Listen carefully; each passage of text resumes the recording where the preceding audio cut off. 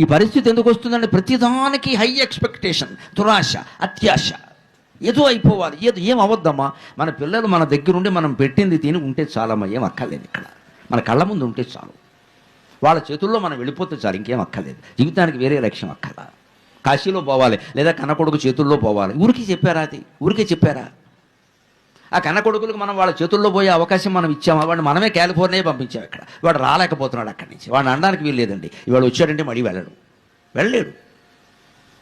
దానికి స్వస్తి పలికి దయచేసి ఈ 2 రోజుల ప్రవచన ఫలంగా నేను మీ నుంచి కోరుతున్నది ఏమిటంటే, 1వ తరగతిలో చేర్చినప్పుడే నువ్వు ఇక్కడ ఉండడానికి పుట్టావు, మా కోసం పుట్టావు, దేశం కోసం పుట్టావు, ధర్మం కోసం పుట్టావు అని చెప్పండి అమ్మా. డబ్బు కోసం పుట్టలేదు వాడు.